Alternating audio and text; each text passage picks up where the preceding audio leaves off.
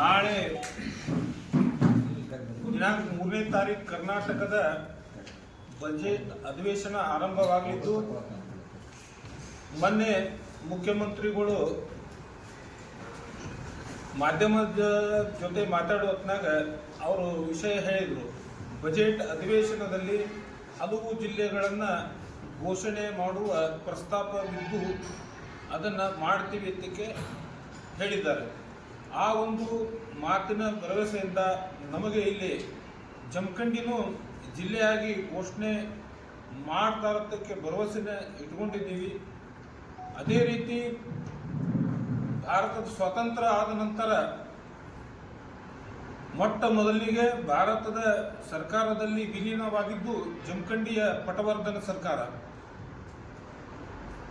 ವಿಲೀನ ಮಾಡೋ ಹೊತ್ನಾಗ ಜಮಖಂಡಿ ಪಟವರ್ಧನ ಮಹಾರಾಜರು ಜಮಖಂಡಿ ನಗರವನ್ನು ಜಿಲ್ಲಾ ಕೇಂದ್ರವಾಗಿ ಘೋಷಣೆ ಮಾಡಬೇಕು, ರೈಲ್ವೆ ಇತರೆ ಕೆಲವೊಂದು ಕಂಡೀಷನ್ ಹಾಕಿ ಜಮಖಂಡಿ ಸಂಸ್ಥಾನವನ್ನು ವಿಲೀನ ಮಾಡಿದ್ರು. ಅದರಂತೆ ಅವತ್ತಿನಿಂದ ಹಿಡಿದು ಇವತ್ತಿನವರೆಗೆ ಜಮಖಂಡಿ ಜಿಲ್ಲೆ ಆಗಬೇಕಂತ ಹೇಳಿ ಒತ್ತಾಯ ಮಾಡಿ ಅನೇಕ ಹೋರಾಟಗಳನ್ನು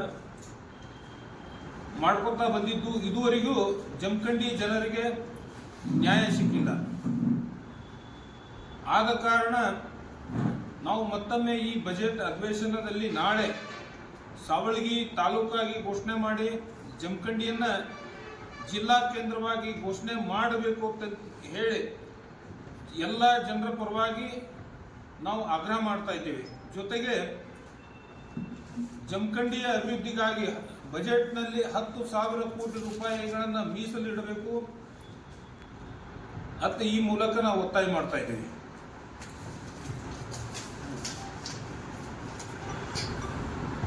ಈ ಸಂಬಂಧಪಟ್ಟಂಗೆ ನಾವು ನಿನ್ನೆ ಜಮಖಂಡಿಯ ಸನ್ಮಾನ್ಯ ಶಾಸಕರಾದಂಥ ಶ್ರೀಯುತ ಜಗದೀಶ್ ಗುಡುಗುಂಟೆ ಅವರಿಗೂ ಹೇಳಿದ್ದೀವಿ. ಅದೇ ರೀತಿಯಿಂದ ಸಿದ್ದು ಸೌದಿ ಅವರಿಗೂ ಮನವಿ ಮಾಡ್ಕೊಂಡಿದ್ದೀವಿ.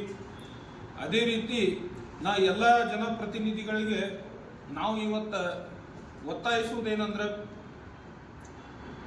ಪಕ್ಷ ಭೇದ ಬಿಟ್ಟು ಜಮಖಂಡಿ ಜನರ ಬಹುದಿನಗಳ ಆಸೆ ಆಗಿರುವಂಥ ಜಮಖಂಡಿ ಜಿಲ್ಲೆಯನ್ನು ಘೋಷಣೆ ಮಾಡಿಸೋ ಸಲುವಾಗಿ ತಾವೆಲ್ಲರೂ ಒತ್ತಡ ತರಬೇಕು.